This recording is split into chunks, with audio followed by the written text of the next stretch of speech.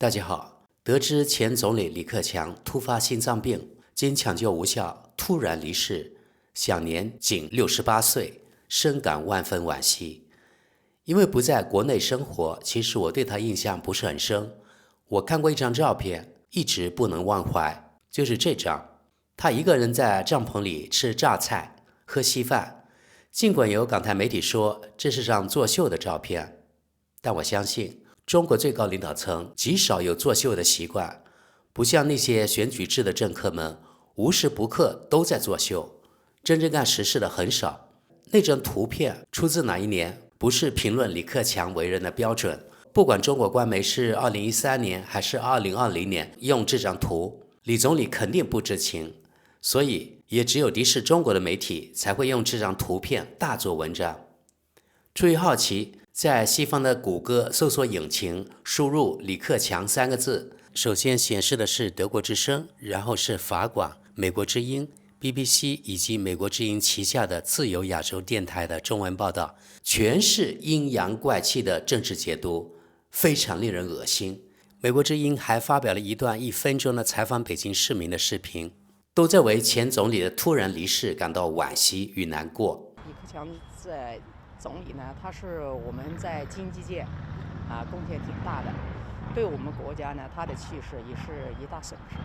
我们的总理李克强他年仅才68岁为了国家呕心沥血、兢兢业业的确实当时心里面就很沉重，也感觉很可惜吧。但是怎么说呢？觉得人总有那么一天嘛，觉得这一生也值得了。我觉得李克强总理，就是他真的就是陪伴了我们一代人的一个成长，在我的心里是这样。然后就是刚刚来这里，突然听到你们说这个消息，我就是真的就脑子里就是空白了，就是很难过。美国之声的这段视频没有任何自己的评论，倒是下面的评论区阴阳怪气的人挺多。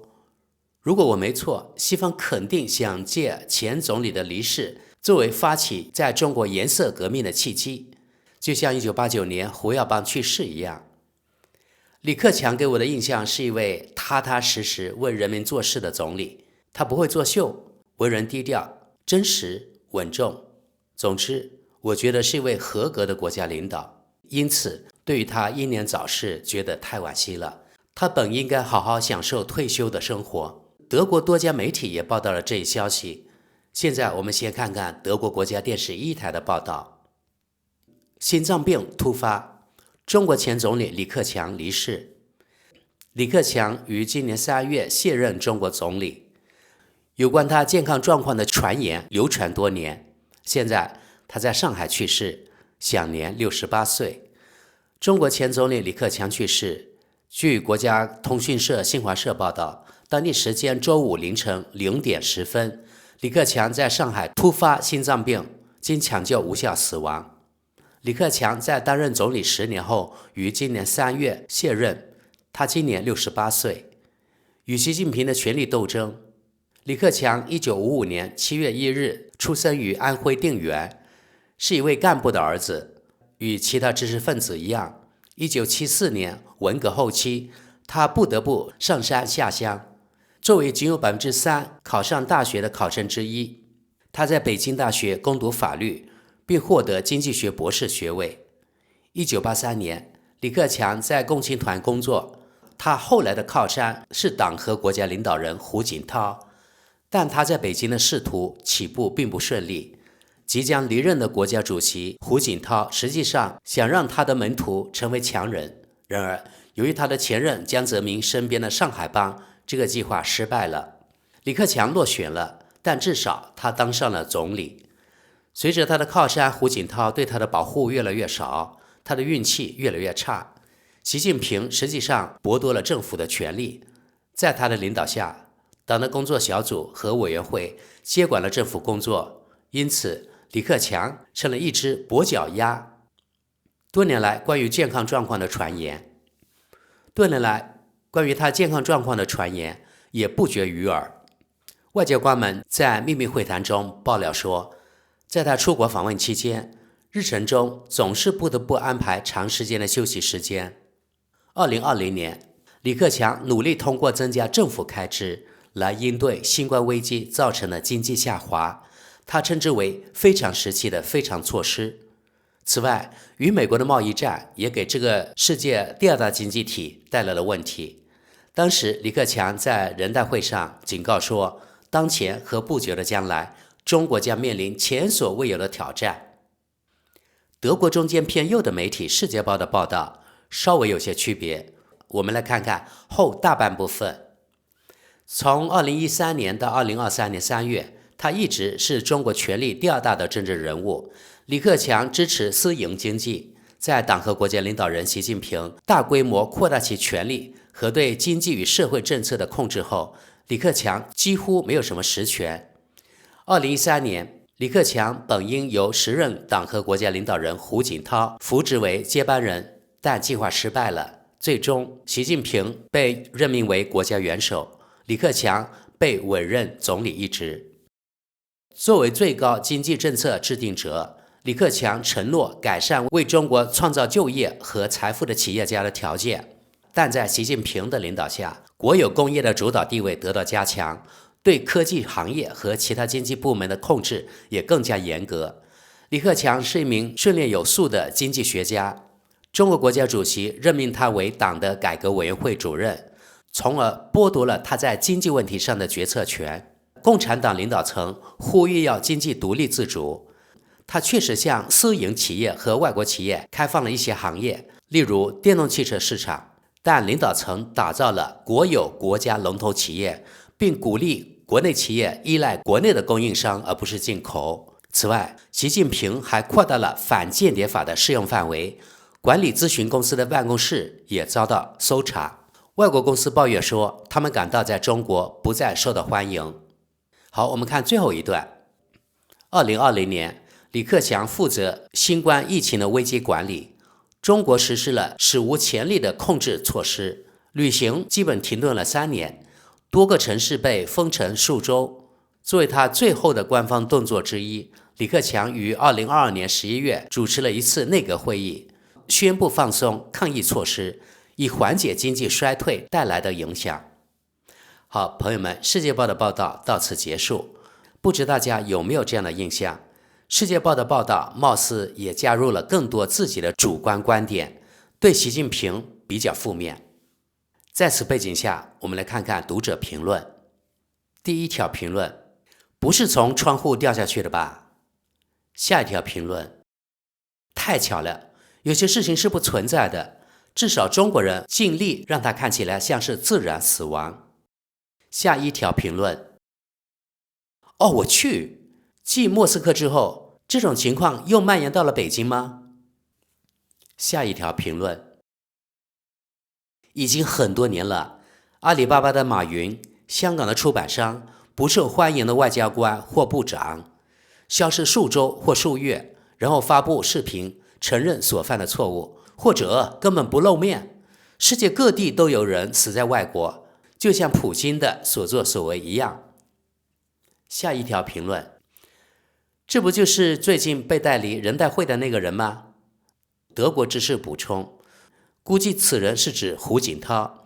当时德国以及其他西方媒体也在拼命解读。下一条评论：他这是死亡还是被死亡？下一条评论：他这是死亡，中国可不是俄罗斯或朝鲜。下一条评论：请做一些功课后再发表评论。目前也有人失踪了，因为习近平不喜欢他。下一条评论：中国不是俄罗斯或朝鲜，中国更糟糕。下一条评论：这位读者提到了中国建立了龙头企业，以国产替代进口，以及推出反间谍法。于是他评论道：我认为这些目的都不错，尤其是德国应该向中国学习。下一条评论：问题出在国企上，其结果就像德国铁路这样的低效率怪物。下一条评论：我也希望德国不再欢迎这些不速之客，但我们天真、慈善、懦弱的政府却无法做到这一点。德国知识点评：这里的不速之客应该是指那些来德国吃福利的所谓难民，他们一般是年轻男性，大部分人可能是属于某个宗教的文盲。下一条评论，我对此表示赞赏、讽刺，这也比喝醉酒从不管什么原因打开的窗户里走出去更巧妙。2023年还是2026年，他还真猜不准，只是原因相对落后。他以为是关于基因操纵，而是关于宗教和民主与专制。德国知识点评，说老实话，对这条评论我感到莫名其妙，可能是德国某个意识形态疯子发帖发错了地方吧。下一条评论，他年纪轻轻就离开了我们，他本可以在德国富豪居住地度过更多美好时光。阿们。我们来看看德国中间偏左的媒体《时代报》的报道，前半部分与刚才的两家媒体没什么区别。我们看后半部分，形式上强势而几乎没有实权的政治人物，胡锦涛显然将李克强视为中共领导人的最佳人选。另一方面，围绕着他的强势前任江泽民的所谓上海帮，则将习近平打造为新的领导人。习近平让党的工作小组和委员会在他的领导下接管政府的工作，因此作为总理的李克强虽然在形式上是中国的第2号政治人物，但实际上几乎没有实权。关于李克强健康状况的传闻已经多年，外交官们在秘密会谈中爆料说，在他出国访问期间，日程中总是不得不安排很长的休息时间。在任期间，李克强特别重视私营部门，在任期即将结束时，他试图通过增加政府支出来阻止新冠危机造成的经济衰退。此外，与美国的贸易战也给这个第2大经济体带来了问题。当时李克强在人代会上警告说，当前和不久的将来，中国将面临前所未有的挑战。好，最后我们来看看这家中间偏左媒体的读者评论。这家媒体有这样一条提示：亲爱的读者，在这篇文章的评论部分，我们希望给您一个机会，与我们一起分享你的回忆和哀思。在死亡事件中保持敬畏之心，对我们来说非常重要。这也是为什么所有评论在发表之前都要经过审查的原因。好，看来德国也有死者为大之说。可以看到前2条评论都被删了。我们看下面一条，中国的窗户更安全。下一条评论，说到可疑的早死，德国有很多事情，你们也觉得也很耐人寻味吗？巴舍尔、斯托尔滕贝格、莫勒曼、维斯特维勒、奥佩尔曼、米斯菲尔德、舒尔茨等等。下一条评论，不过在法治国家，人们至少会努力查明真相，还有自由的媒体偶尔也会揭露一些事情，而在中国两者都没有。你可以相信也可以不相信，但最好还是把疑问藏在心里。下一条评论，退休后63岁时心脏病突发，真是一个悲剧。下一条评论，心脏病就是心脏病，但人们之所以对此类报道心存疑虑，是因为在中国，国防部长或外交部长在很短时间内先是失踪，几个月后又被解职。而当一个集权独裁国家的国家媒体将缅甸的军事政变描述为内阁改组，将近100万维吾尔族人的拘留营描述为职业培训中心时，我还能说什么呢？无论如何，这位逝者正确地认识到中国正面临巨大的问题。下一条评论，在中国，任何人都有可能未经法院判决而入狱，但我不相信有人会被故意杀害。在这方面，中国比俄罗斯、朝鲜和伊朗好得多。下一条评论，可能是突发心脏病，也可能不是，但是拥有最佳医疗保健的顶级政治人物却英年早逝，这一事实至少令人震惊。下一条评论，我现在不知道为一个已故的独裁政权的重要官员开调研部是否合适。下一条评论，小熊维尼现在也在使用普京的办法。中国现任领导层面临着巨大的问题，与世界其他地方一样，这些问题被忽视，被推迟给未来，或以行动主义和短期主义来缓解，但绝不是长期解决或处理。因为赢得民众和富豪支持者的唯一方法，就是以无视和破坏早该进行的改革的形式来维持现状和提供方便。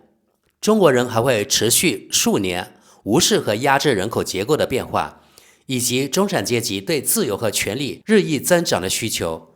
只有到那时，泡沫才会破裂得更厉害。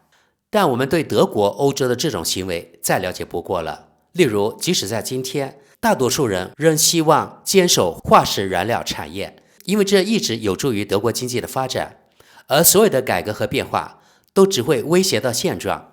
在这种现状下，超级富豪们可以增加他们的财富，并可能揭示令人不快的真相，让普通公民永远感到舒适。例如，永远的默克尔政府忽视人口变化、世界现代化和数字化以及能源转型的时间太长了，这将在中长期对我们造成巨大伤害。把一切都归咎于绿党要容易得多。